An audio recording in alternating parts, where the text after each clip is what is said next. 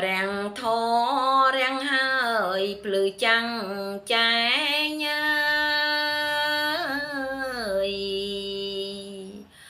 រាំងស្មីដោយសែងព្រះសូរិយាញ៉ាំងជន់លោកីក្រុមអាត្មារួចផុតអន្តរកាអង្គវិជីប្រាំងធរាំងហើយបំភ្លឺលោកអើយជនដែរងុយងោគ្រប់អង្គីប្រញាប់ក្រោកឡើងហើយមនីស្ទង់ស្ទាតទួលយកសេរីប្រាំងធជាយានដអត់ដំអើយនាំផ្លូវអ្នកខំធ្វើវ័នប្រពៃអណ្ដែតត្រសែតផុតទុកភ័យរួចចាងលោកីផុនក្តីស្លាប់ហេតុនេះគួកុំបណ្ដោយចិត្តណាយ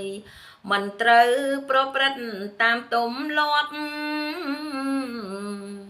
ស្ដាប់ប្រាំងសិទ្ធធម៌កាត់អាភ័ព្វផ្សារភ្ជាប់និស័យនិងសាសនាព្រះពុទ្ធបរិញ្ញនិព្វានទៅប្រាំងធរគង់នៅជាធម្មតាជនខំត្រង់ត្រាប់ស្ដាប់សិក្សាអាចកាត់តណ្ហា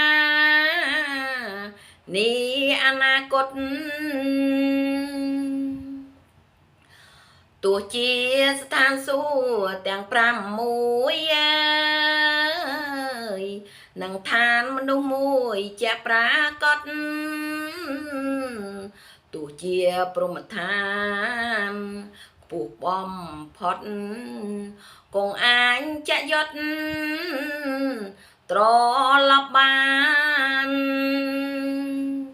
ប៉ុន្តែប្រធរស្ពានអត់ដំអើយអាចឆ្លងផុតព្រំនឹងសួគ៌ស្ថាន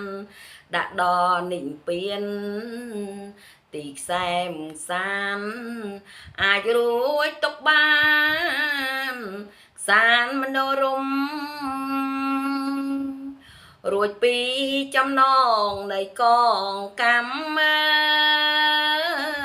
យភាពលែងចំណាំចាំរូបខ្ញុំភ្នំភ្លើងកែងលែងលែងឆេងងុំគ្មានអ្វីសុខដុមជាងនេះទេ